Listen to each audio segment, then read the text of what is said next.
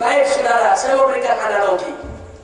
Kalau ada warga sipil biasa, dia memakai seragam polisi, dia pakai atribut polisi, dia pakai pangkat polisi lengkap, padahal dia bukan polisi, ditangkap gak? Ditangkap gak? Kenapa ditangkap?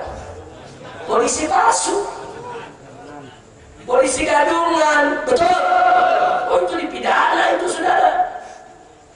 Atau begitu juga kalau kita punya pabrik TV, barangnya bagus, kualitas bagus, model bagus, kita produksi, kita ambil merek Sony tanpa izin, kita taruh merek Sony, pergi Sony yang asli sudah, kita jual di pasar, pabrik Sony yang asli tahu, kira-kira nuntut gak? Lapor polisi, ditangkap gak kita? Ditangkap tidak? Kenapa? Pemalsuan, pembajakan, pelanggaran hak cipta, penipuan, ditangkap saudara. Polisi palsu ditangkap, Sony palsu ditangkap, yang memproduksi bosnya, pegawainya, pekerjanya, semua ditangkap. Nah sekarang mari kita lihat, kalau polisi palsu ditangkap, lalu kalau nabi palsu, wah ini lebih berbahaya sudah. Polisi palsu, lurah palsu, gubernur palsu, menteri palsu, presiden palsu, itu urusan dunia. Tapi kalau nabi palsu, ini urusan akhirat saudara. Nah sekarang muncul di mana-mana nabi palsu. Mana ada dulu polisi mau tangkap kalau umat Islam belum marah saudara. Itu si Museveni. Apa siapa namanya? Museveni. Hebat bener namanya Museveni. Museveni. Sekarang si Museveni dia pengaku nabi, mana ada polisi tangkap, nggak ada awalnya sudah. Begitu umat Islam ngamuk sudah, serbu markasnya, serbu itu tempat daripada dia punya semedinya, dibakar. Begitu dia tidak punya tempat lari, belain diri, baru bahasa polisi bukan nangkap, mengamankan. Coba lihat. Mana ada, tapi kalau giliran ada polisi palsu, kalau nggak bonyok. Saya tanya kalau ada polisi palsu ditangkap nggak? Bonyok nggak? Kalau nggak ditendang itu kurang ajar lu nyari polisi lu. Coba lihat. Kalau polisi palsu mereka tindak sampai demikian rupa, lalu bagaimana dengan nabi palsu? Yang jauh urusannya lebih berbahaya, saudara. Terus persoalan label. Kalau ada label Sony palsu ditindak, penipuan, pembajakan. Lalu bagaimana kalau label Islam digunakan untuk kepalsuan, saudara? Saudara, orang untuk memakai label Sony itu nggak sembarangan, ada syarat. Harus buat MOU, kesepakatan dengan pabrik Sony-nya. Harus dites pabrik, uji produksi. Harus dilihat dulu kualitasnya. Kalau semua persyaratan sudah dipenuhi, ada royalti yang harus dibayar, baru boleh pakai label Sony, saudara. Nah sekarang itu analogi perumpamaan Islam. Ini bukan sembarang label, saudara. Ini label datang dari Allah dan Rasulnya yang sudah punya hak paten, yang tidak boleh sembarangan orang memakai label Islam kalau dia tidak memenuhi persyaratan, saudara. Apa persyaratannya? Dia harus menerima secara utuh rukun iman dan rukun Islam. Tidak boleh diselewengkan, tidak boleh ditafsirkan seenaknya, tidak boleh diranggar. Dia harus terima secara utuh, saudara. Walaupun ada orang mengucapkan 2 kalimat syahadat, dia bayar zakat, dia puasa Ramadan, dia bikin haji, dia mengakui Al-Quranul Karim sebagai kitab suci terakhir, tapi dia mengatakan sholat 5 waktu tidak wajib, maka orang tersebut sesat, murtad, kafir, tidak berhak memakai label Islam, saudara. Betul? Jadi Islam punya syarat. Oh, mentang-mentang syahadat, nah, kita tanya, sholat bagaimana? Oh, 5 waktu tidak wajib, kafir. Walaupun dia ucapkan 2 kalimat syahadat, walaupun dia memegang Al-Quranul Karim, kalau dia mengatakan dengan ucapan yang menghina Allah, menghina Rasul, menghina Al-Quran, sesat, murtad, kafir. Jadi nggak sembarangan pakai label Islam, itu ada syarat-syarat. Terus orang Ahmadiyah mengatakan ada Nabi setelah Nabi Muhammad Muhammad terus mau pakai label Islam, mereka tidak berhak, saudara. Walaupun syahadat mereka kita pakai, walaupun Al-Quranul Karim kita mereka baca, walaupun rukun iman, rukun Islam kita mereka ambil, tapi mereka selewengkan, saudara, dengan cara sedemikian rupa, mereka tidak berhak untuk menyandang label Islam, saudara. Mereka tidak berhak memakai atribut Islam, memakai simbol Islam, bahkan tempat ibadah mereka haram kalau kita sebut sebagai masjid, saudara. Masjid adalah hanya nama untuk Islam. Tidak boleh ada di luar Islam menggunakan nama tempat ibadah dengan masjid, saudara. Kira-kira jelas tidak? Jelas tidak? Ada kiai sesat ngoceh. Apa dia bilang? Oh, bahaya itu.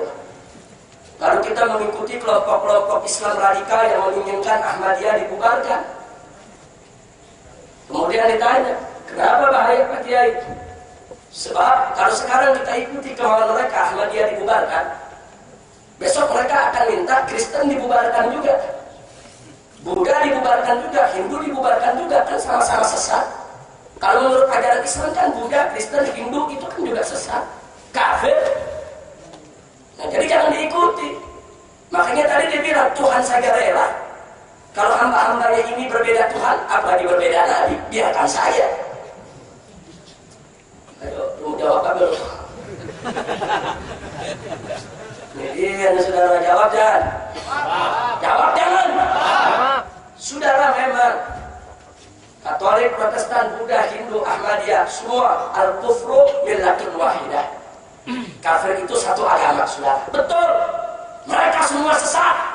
Tapi ada sesuatu yang membedakan, saudara. Kristen, Buddha, dan Hindu itu kafir asli. Udah punya label dari sononya. Kafir asli. Tapi kalau Ahmadiyah, ini kafir kejadian. Dia nggak punya label, dia mau pakai label Islam. Sama dengan produksi tadi, Sony itu sudah punya label, Toshiba punya label, Philips punya label, Sanyo punya label. Mereka nggak saling mengganggu. Masing-masing udah punya label, betul? Masing-masing asli labelnya. Tapi kalau ada Sony palsu, baru dituntut. Karena itu bukan hak dia menggunakan label. Nah begitu juga Kristen itu udah label. Dia punya agama sendiri, nabi sendiri, kitab suci sendiri, keyakinan sendiri. Dia nggak obok-obok ajaran kita. Begitu juga Buddha, Hindu, biarkan saja dia jadi agama. Kita punya prinsip lakum dinukum. Jadi selama mereka tidak mengganggu kita, kita tidak akan pernah mengganggu mereka, dan haram kalau kita mengganggu mereka. Betul? Udah punya label. Tapi kalau yang namanya Ahmadiyah, dia nggak punya label, dia ambil label kita Islam. Label kita diambil, syahadat kita diambil, rukun iman kita diambil, rukun Islam kita diambil, Al-Quran kita diambil. Kemudian mereka selewengkan, saudara. Ini kafir kejadian yang jauh lebih berbahaya daripada kafir-kafir asli. Kalau agama-agama lain selama mereka tidak mengganggu kita, tidak akan kita ganggu. Sementara Ahmadiyah, mereka sudah ganggu kita, saudara. Mereka sudah menodai akidah kita. Mereka sudah menghancurkan daripada tatanan sistem yang ada dalam syariat Islam. Karena itu wajib umat Islam untuk menolak mereka. Betul? Jadi beda, jangan disamain. Nah jadi lalu bagaimana? Nah jadi kalau memang Ahmadiyah itu mau jadi agama sendiri, lepaskan semua atribut Islam. Syahadat kita nggak boleh dipakai, Al-Quran kita nggak boleh dipakai, rukun iman, rukun Islam kita nggak boleh dipakai. Dia boleh bikin agama sendiri, umpamanya agama tikus. Umpama nabinya Mirza Ghulam Ahmad yang mati di kakus. Karena mati di kakus, begitu masuk kakus dia mampus. Kenyataan, saudara. Tadi sudah disinggung oleh Pak Kiai kita, Kiai Haji Nurul Anwar. Mirza Ghulam Ahmad ini antek Inggris. Jadi pemerintah Inggris pada saat menjajah India, dia punya kesulitan besar menghadapi umat Islam. Karena di India yang mati-matian melawan penjajah itu umat Islam. Angkat senjata, dia perang, dia tumpahkan darah. Sampai pemerintah Inggris dalam pernyataannya yang tercatat sampai saat ini menyatakan selama kami menduduki India, Tidak ada perlawanan yang berarti bagi kami kecuali dari para mujahidin kaum muslimin. Itu yang paling mengkhawatirkan dan luar biasa perlawanan mereka. Nah lalu Inggris mencari jalan untuk pecah belah umat Islam. Dia carilah orang Islam yang bisa dimanfaatkan. Itulah didapatkan namanya Mirza Ghulam Ahmad, seorang kurir daripada pemerintah Inggris. Nah, jadi si Mirza Ghulam Ahmad ini didorong, dibina, dicuci otak untuk memulai cari pengikut. Setelah 1 tahun dia sudah cukup punya pengikut dengan berbagai macam finansial yang dibantu oleh Inggris. Akhirnya digelarlah pertemuan umat Islam di Lahore, saudara. Inggris yang membiayai itu semua. Umat Islam dari mana-mana negeri datang. Ulama-ulama satu India turun. Tapi tidak ada ulama-ulama tadi yang boleh diizinkan untuk bicara dalam muktamar tersebut. Yang boleh bicara hanya Mirza Ghulam Ahmad, saudara. Saat itulah lewat pidatonya Mirza Ghulam Ahmad memproklamirkan dirinya sebagai nabi. Akhirnya ulama-ulama yang hadir bangkit marah, ditantang oleh para ulama Mirza Ghulam Ahmad untuk munadharah, untuk debat secara terbuka. Tapi Mirza Ghulam Ahmad menolak dan menolak dilindungi oleh Inggris, saudara. Makanya dalam satu surat, sampai sekarang suratnya ada. Dan kita punya bukti itu surat yang ditulis oleh Mirza Ghulam Ahmad. Apa dia katakan? Saya dan pengikut saya berterima kasih kepada pemerintah Inggris yang telah membuka jalan dan memberikan keberkahan bagi perjuangan kami. Karena itu, saya dan pengikut saya siap untuk berkorban demi langgengnya pemerintahan Inggris di India. Ini pengkhianat. Saya mau tanya sama yang hadir, ada nabi pengkhianat? Ada nabi pengkhianat? Enggak ada, saudara. Semua nabi ahlul amanah, as-sidq wal wafa. Semua nabi, tidak ada yang pengkhianat, tidak ada yang penipu, tidak ada yang pendusta, saudara. Nah kemudian begitu dia lari-lari, saudara, dia mengajak para ulama untuk mubahalah. Tapi saat itu ulama-ulama di India tidak meladeni permintaannya. Karena ulama-ulama di India lihat ini hanya jebakan, saudara. Dan orang ini sudah tidak perlu dilayani, tidak ada ilmunya. Tapi terakhir ada seorang ulama muda, Asy-Syaikh Sana'ullah, meminta izin kepada ulama-ulama sepuh untuk dia menghadapi Mirza Ghulam Ahmad dalam mubahalah, saudara. Singkat cerita, mubahalah itu terjadi lewat surat. Dalam surat yang ditandatangani oleh Mirza Ghulam Ahmad, dia yang tulis, dia yang tanda tangani. Dia katakan, kalau Syekh Sana'ullah benar, saya pendusta, maka tahun ini juga saya akan mati dalam keadaan hina. Tapi kalau saya benar, Syekh Sana'ullah dan semua ulama yang dusta, kalian yang akan mati tahun ini juga dalam keadaan hina. Itu mubahalah ditulis, ditandatangani oleh Mirza Ghulam Ahmad. Sampai hari ini suratnya masih ada, saudara. Kemudian apa yang terjadi? 3 bulan kemudian, Mirza Ghulam Ahmad terkena penyakit diabetes kronis, saudara.